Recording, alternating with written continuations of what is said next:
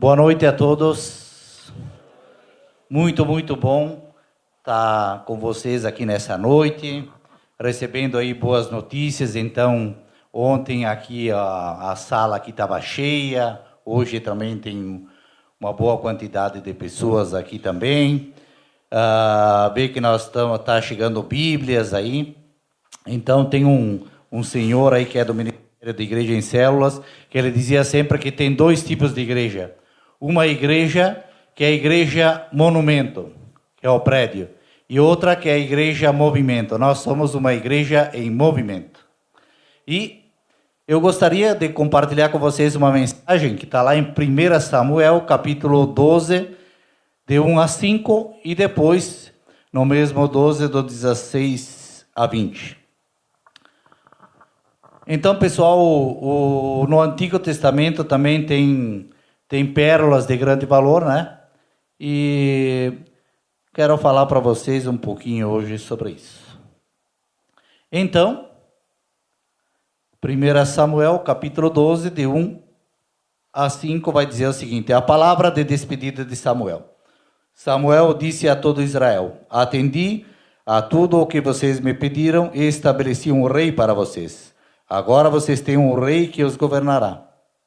Quanto a mim, estou velho de cabelos brancos, e meus filhos estão aqui com vocês. Tenho vivido diante de vocês desde a minha juventude até agora. Aqui estou. Se tomei um boi ou um jumento de alguém, ou explorei ou oprimi alguém, ou se de alguém aceitei suborno, fechando os olhos para a sua culpa, testemunhem contra mim na presença do Senhor e do seu ungido. Se alguma dessas coisas pratiquei, eu farei restituição. E responderam: tu não nos exploraste nem nos oprimiste. Tu não tiraste coisa alguma das mãos de ninguém. Samuel lhes disse: o Senhor é testemunha diante de vocês, como também seu ungido é hoje testemunha, de que vocês não encontraram culpa alguma em minhas mãos. E disseram: ele é testemunha. Agora preparem-se para ver esse grande feito que o Senhor vai realizar diante de vocês. Está lá no 16. Não estamos na época da colheita do trigo? Pedirei ao Senhor que envie trovões e chuvas. Chuva para que vocês reconheçam que fizeram o que o Senhor reprova totalmente quando pediram o rei. Então Samuel clamou ao Senhor, e naquele mesmo dia o Senhor enviou trovões e chuva. E assim todo o povo temeu grandemente ao Senhor e a Samuel. E todo o povo disse a Samuel: ora ao Senhor, o teu Deus, em favor dos teus servos, para que não moramos. Pois a todos os nossos pecados acrescentamos o mal de pedir um rei. Respondeu Samuel: não tenham medo. De fato, vocês fizeram todo esse mal. Contudo, não deixem de seguir o Senhor, mas sirvam ao Senhor de todo o coração. Vamos orar, pessoal, antes da gente começar? Senhor nosso Deus Altíssimo, a autoridade nos céus, na terra e nesse vasto universo, aquele que está no início e no fim de todas as coisas. Somos gratos pela permissão de podermos nos reunir como igreja nessa celebração dominical. Estamos aqui, Senhor, para te adorar, para glorificar o teu nome. Edifica, Senhor, a tua igreja através da ministração dessa palavra. Porque a tua palavra, ela é fonte de vida para todo aquele que crê. Colocamos, Senhor, tudo isso no nome do Santo dos Santos, Jesus Cristo. Amém. Então, o título do estudo dessa noite que eu quero falar com vocês hoje à noite é Missão Cumprida.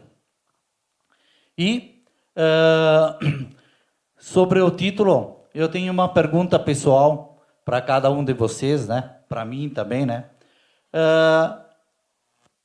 Você, eu, nós já chegamos a pensar como a gente gostaria, como a gente pretende terminar a nossa trajetória de vida? A resposta que nós vamos dar para essa pergunta é o resultado da importância que nós damos para os assuntos espirituais no decorrer da nossa vida. Por quê, pessoal? porque um bom começo não é garantia de um bom final. Lá em Juízes, capítulo 2, versículo 7, né? Depois que toda aquela geração foi reunida a seus antepassados, estamos falando no período de Josué, então surgiu uma nova geração. Mas uma nova geração que não conhecia Deus. E nem aquilo que ele tinha feito no passado. Naquela época não havia rei no reino de Israel. Cada um fazia aquilo que parecia certo.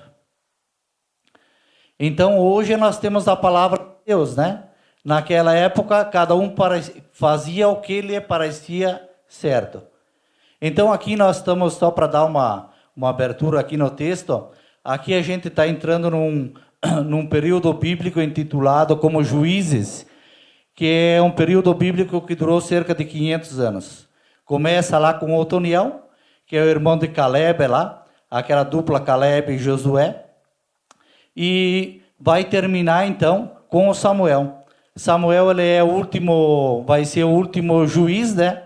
Termina esse período e ele vai ser o primeiro profeta, porque começa a partir daí o período dos reis. Porque nós vimos no texto que o povo pede o quê? Pede um rei. E aí, se nós vamos olhar um pouco para a vida de Samuel, vocês devem lembrar que tinha uma pessoa lá, uma tal de Ana, e que ela não podia engravidar, não podia ter filhos. E aí, todos os anos, eles iam para Jerusalém lá para oferecer sacrifícios.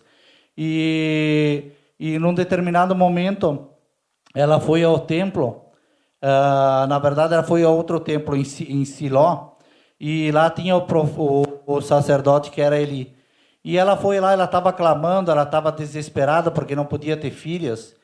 E Eli já era de idade, olhou para ela, ele disse: essa mulher aí está bêbada, né? Foi bem assim que ele associou as coisas, mas não. Ela estava com o coração quebrantado. E daí ela explicou o caso lá pro Eli, e o Eli disse: ó, aquilo que você pediu que assim se concretize. E aí então nós temos o nascimento de Samuel, né? E depois que ela fez um voto. Depois que ele foi desmamado, ele foi entregue lá pro sacerdote Eli, na cidade de Siló, onde que tinha um templo. E desde cedo ele aprendeu os ofícios de ser sacerdote no templo. E então, só que os sacerdotes eles deviam ser exemplares, o que não acontecia com os filhos do próprio Eli, que eram Ofni e Ofinéias. E o Samuel ele estava ali acompanhando toda essa história aí. E lá no Salmo 139, 16, vai dizer o seguinte: os teus olhos viram o meu embrião, todos os dias determinados para mim foram escritos no teu livro, antes de qualquer um deles existir. Então, pessoal, a localidade onde a gente nasceu não foi um acidente. O momento que nós viemos a história, o nosso nascimento, não foi uma coincidência. É um movimento inicial de Deus destinado a servir seus planos e propósitos eternos. Será que nós acreditamos nisso? Será que a gente acredita que lá atrás, então, Deus deu essa graça para Ana porque ele tinha um propósito com Samuel? Certo? Mas Deus ele continua tendo propósitos, porque o Deus que nós servimos não é um Deus morto, é um Deus vivo. Então, nós precisamos estar sempre atentos para quê? Para servir os planos e propósitos de Deus. Lá um pouco antes aí, vai falar um pouco mais aí em 1 Samuel 7, no 15 ao 17, vai dizer o seguinte, nem precisa vocês ir lá, pessoal. Se alguém quiser, pode pegar. Samuel continuou como juiz de Israel durante todos os dias de sua vida. A cada ano, percorria Betel, Gilgal e Mispá, decidindo as questões de Israel em todos esses lugares. Mas sempre retornava a Ramá, onde ficava a sua casa. E ali ele liderava Israel como juiz, e naquele lugar construiu um altar em honra a Deus. Então, quando as pessoas elas queriam falar com Samuel, elas sabiam que ele morava lá em Ramá. E a vida inteira ele morou nesse povoado aí. Ele visitava outros lugares, mas ele sempre voltava para a terra dele lá. A gente tem na nossa região aqui, ainda nós temos raros lotes, né, de terra que ainda estão na mão dos imigrantes italianos. Os primeiros que vieram receberam lotes e foi passando de pai para filho e tal. E tem famílias que têm ainda aquele lote lá que eles receberam lá em 1875 em diante. Então ele tinha uma base fixa. Ele tinha um lugar fixo, né, para receber as pessoas aonde ele sempre voltava. Eu tenho duas tias que elas têm mais que 90 anos. Eu acho que eu não vou viver tanto, né, Suzy? Acho que não, né? Elas nasceram lá naquele lugar, estão vivas e moram ainda lá. Então, é aquela coisa a pessoa se fixa num lugar e fica por aí, né? Samuel, ele cumpriu o ministério terreno dele. E no ano de 1035 ele deixou esse mundo. E a Bíblia descreve ele como uma pessoa que já estava velho e de cabelos brancos. E ele faz uma retrospectiva, chega lá, ele faz uma retrospectiva da vida dele. Diante de todo o povo. Ele coloca tudo a limpo. Ele vai dizer, vocês me conhecem desde a minha juventude, vocês sabem que eu servi lá ainda no período do Eli e tal. Aí ele vai dizer o seguinte, vocês têm alguma acusação contra mim? Alguém tem algo que pesa contra a minha pessoa? Então podem me dizer que eu vou restituir tudo. Então o povo mesmo reconheceu que ele tinha sido um dignatário fiel e leal, íntegro, diante de Deus e também diante das pessoas. Então, pessoal, nós estamos aqui numa trajetória de vida, né? E muitas vezes durante a vida a gente tem coisas que nós precisamos acertar, certo? Samuel teve a graça de chegar numa determinada idade, mas nem todos têm a graça de chegar numa idade de ficar de cabelos brancos, envelhecer dessa forma.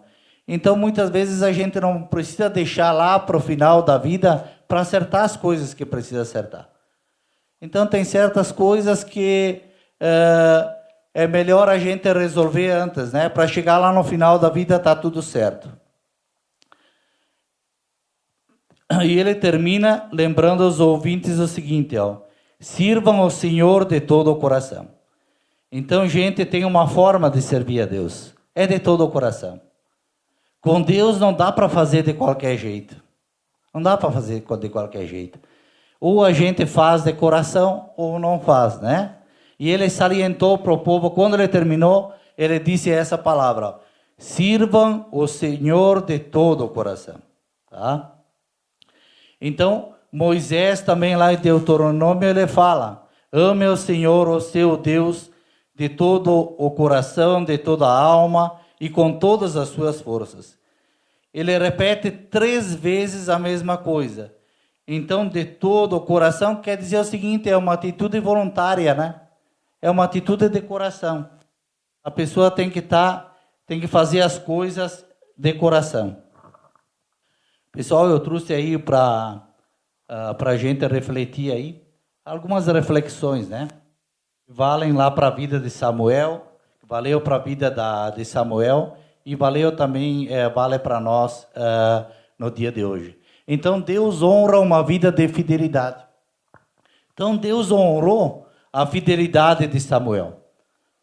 Então, nós precisamos ser fiéis a Deus e também ser firmes espiritualmente durante a nossa trajetória. Então, foi o louvor aqui que há momentos na vida Então vai ter momentos na vida que vai ser difícil, né? Vai ser difícil as coisas. Mas não é por causa disso que a gente vai abrir mão da fé. Se nós vamos abrir mão da fé, o que nós vamos sobrar? O que vai sobrar para nós, né? Nunca abra mão das verdades espirituais. E cuidado muitas vezes com os sonhos pessoais, porque muitas vezes nossos sonhos pessoais, eles podem nos afastar do propósito divino de Deus. Muitas vezes cuidado com a gente ficar pulando muito de galho em galho, de negócio em negócio e muita coisa. Então vamos procurar ficar firme dentro dos propósitos de Deus, tá? Outro ponto ali, a obediência rende juros compostos. Então, talvez no momento, muitas vezes o remédio é amargo para a gente, né? Mas no futuro vai ter valido a pena. Como é que Samuel ele sentiu quando o povo foi até ele e pediu um rei? Vocês já pensaram? Estava lá ele e tal, todos os povos ao redor tinham um rei. Mas o povo de Israel tinha um rei, que é o próprio Deus que dirigia eles. Vocês já pensaram como ele se sentiu? Mas por causa disso ele abandonou, largou tudo e foi embora. Diz, vocês não me querem? Então eu vou largar. Não, não foi isso. Não foi isso que aconteceu. Então a obediência rende juros compostos. Precisamos de objetivos de vida que levem talvez uma vida inteira para que se concretize. Então eu não vejo nada errado da gente ter objetivos pessoais. A gente deve ter objetivos pessoais. Então, a casa própria, fazer viagens, abrir um negócio, conquanto que isso não se torne o nosso Deus. Que ele substitua o Deus verdadeiro, que a gente passe a depois só atender essas coisas aí, né? E deixar de lado a vida espiritual. Deixar de lado o nosso devocional com Deus. E Samuel, ele chegou ainda criança na casa de Deus. Ele era um garotinho quando ele chegou. E aí ele ficou firme até o final com Deus. O próximo aí, pense no longo prazo.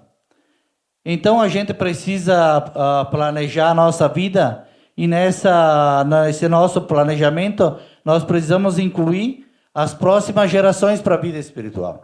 A gente não tem que pensar só em nós temos que pensar em nossos filhos, nossos netos, né? Que logo mais à frente a gente vai. E se a gente faz lá como o povo lá atrás de Josué, o que aconteceu? O povo veio e os filhos não sabiam nada. Nada de palavra de Deus. Agora eu vou passar ali uns exemplinhos, né? Daquilo o que não fazer para terminar a vida, né? Então esse distinto senhor aí da foto é um americano, norte-americano, tal. Quem conhece ações, já ouviu falar desse cara aí. Então ele vive desde 58 na mesma casa, ele não usa celular, tem uma vida bem simples. Tomar Coca-Cola e comer batata frita. Então dizem que tomar muita coca e comer batata frita mata, né? Está com 92 anos, desde criança que faz isso aí. Então ele manteve a sede da empresa dele lá no interior, num lugar chamado, num estado lá de Nebraska, né? Que é fora do rol financeiro. Mas a família dele era de origem presbiteriana. E hoje ele se denomina o que? Um agnóstico. O que é o agnosticismo? É uma crença que diz o seguinte, que a capacidade humana é incapaz de saber se existe ou não divindades, pois elas estão muito além da compreensão humana. Então, quando vocês ouvirem falar de agnosticismo, é isso aí, tá? Ele tem uma fortuna estimada em 118 bilhões, é o quinto homem mais rico do mundo. Eu li um pouco a história desse cara aí. E não foi muito bem sucedido com a família. A esposa foi embora porque ele tomava só conta dos negócios, né? Não cuidava direito da própria casa, tem uma ligação muito pouco amorosa com os filhos, pouca intimidade também com os filhos, né? E a fortuna dele vai ser destinada à filantropia. Como é que vai terminar uma pessoa dessas aí? Ele é rico para o mundo, mas desafortunado diante de Deus. Uma hora ou outra, todas as coroas dos reinos terrenos vão mudar de cabeça, né? Toda a glória nesse mundo se desfaz como uma neblina. Porém, aos salvos será dada a incorruptível coroa da vida. Então, lá em Marcos 8,36 diz o seguinte: o que adianta o homem ganhar o mundo inteiro e perder a sua alma?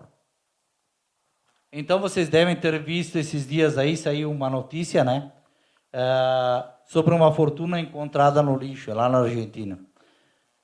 A Argentina, numa crise que está, né? Ainda estão jogando fora dinheiro, dólar ainda, né? Quando existe uma certa instabilidade econômica, inflação alta, guerras, etc., as pessoas procuram o quê? Dólar e ouro. E quem investe em dólar geralmente não são os pobres, mas classe média alta. E as pessoas compram dólar para fazer o quê? Para se proteger, né? Da instabilidade das moedas locais. Então, uma senhora argentina lá, possivelmente viúva, ela acreditou que o dinheiro que ela tivesse guardado, $75.000, uns 400 mil, iria trazer alguma segurança, caso houvesse necessidade. Ela morreu, alguém deve ter ficado com o patrimônio. O que fizeram, o que faz com os móveis velhos, que a gente gosta tanto, todas aquelas coisas que a gente fica guardando tanto, o que acontece depois? Vai para onde? Geralmente vai no lixo, né, gente? Geralmente para no lixo. Então, alguém encontrou lá um baú, alguma coisa, tá, jogou isso aí no lixo, né? Só que foram para o lixão, daí aquelas máquinas compactoras foram lá para compactar, né? E o que acontece? As notas lá de $100 começaram a voar.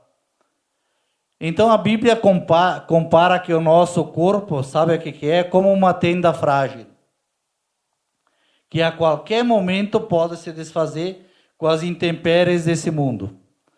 Por isso, a necessidade de estarmos conscientes que nossa existência aqui, ela é curta e ela é temporária.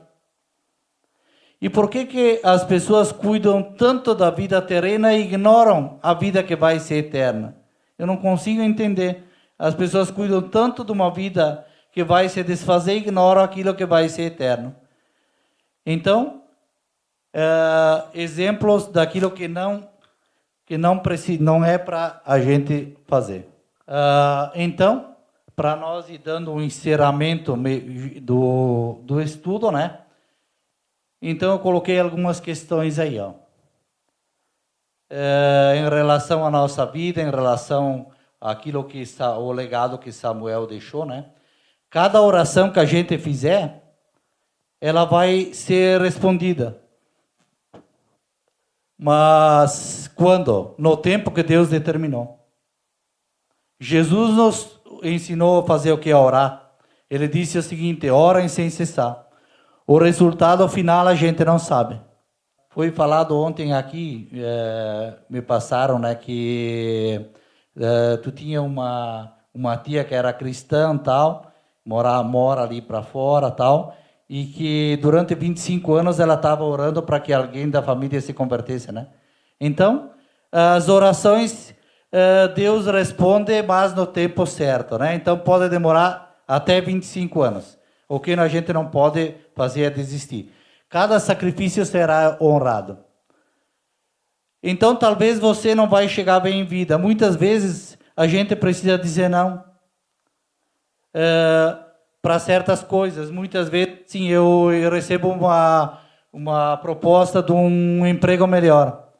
Mas é lá em Santa Maria, é em Porto Alegre, é não sei aonde. E aí é o seguinte: mas esse emprego vai me fazer sacrificar meu relacionamento com Deus. Eu vou ganhar mais dinheiro, mas eu tenho que sacrificar o meu relacionamento com Deus. O que vai valer a pena no final das contas? Então, tudo isso, né, a gente precisa avaliar e pensar bem. Cada semente de fé dará seu fruto no tempo oportuno. Então, se a gente não plantar nada hoje, né? Ninguém vai colher nada amanhã. Então, nós precisamos semeando e semeando. O Sherlock, é um filme que tem aí. Então, tem esse senhor aí de idade e tem um outro menino, que é o Roger, né? Que ele pergunta lá pro seu Sherlock, lá no final, isso está bem no finalzinho do filme. Ele disse para o senhor aquele de idade: o senhor terminou o que tinha que fazer? Sim, terminei. Aí o Sherlock ele diz o seguinte: ninguém deve deixar esta vida sem uma sensação de desfecho. Então, como é que nós pretendemos terminar os nossos dias aqui? Nós vamos cumprir a nossa missão aqui, assim como Samuel cumpriam? Vamos fechar com chave de ouro ou vamos deixar muita coisa pendurada? Eu pretendo terminar dentro da vontade de Deus, né? Participando da obra dele como um servo fiel, alcançando vidas para Cristo, plantando novas igrejas, fazendo tudo em amor e com perseverança. A gente sabe qual é que é o nosso maior patrimônio? Qual é que é o maior patrimônio que a gente tem? Aí se a pessoa te diz, qual é teu maior patrimônio? Aí as pessoas dizem, não, eu tenho, os meus bens são esses, tenho recursos financeiros, tenho dólar, eu tenho uma boa família, olha o currículo que eu tenho, né? Mas sabe qual é que é o maior patrimônio que Deus colocou em nós? É aquilo que muitas vezes é invisível aos nossos olhos e passa batido. É a nossa alma.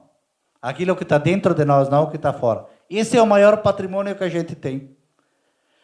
A salvação da tua alma, da nossa alma, é aquele tesouro escondido que está escrito lá em Mateus 13.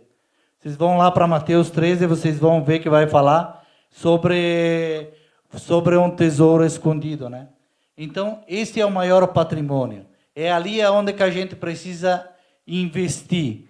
Porque o nosso corpo, as nossas coisas vão ficar aí. A gente já viu os exemplos, né? E a nossa alma, ela é imortal, ela vai durar para sempre. E esse é o maior investimento que a gente precisa fazer. Eu tenho falado para algumas pessoas aí que eu tenho uma certa amizade e estou tentando falar para pessoas de Jesus, né? Eu tenho falado para as pessoas o seguinte, ó. Eu preciso dos amigos aqui desse mundo. Eu digo, ó, você é uma pessoa muito importante para mim. Gostaria de continuar andando contigo.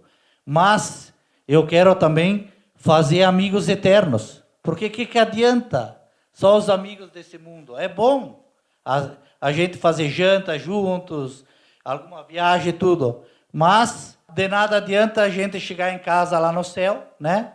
E não encontrar essas pessoas lá. Então, faça amigos desse mundo, mas diga para esses amigos, ó, eu quero fazer amigos eternos, eu quero que você esteja lá comigo algum dia. Pessoal, então, essa é a mensagem, né, que fica para a noite de hoje. Lá em Jeremias 17:9, fala que o nosso coração ele é enganoso. Deus não colocou um coração para nos enganar. Mas nós mesmos, né, com as coisas desse mundo, a gente acaba se distraindo do alvo. Então não permita que o seu coração enganoso distraia do alvo. Não vamos acreditar na mentira que ainda a gente tem muito tempo lá pela frente para pensar o futuro da nossa alma. Não vamos acreditar nessa mentira.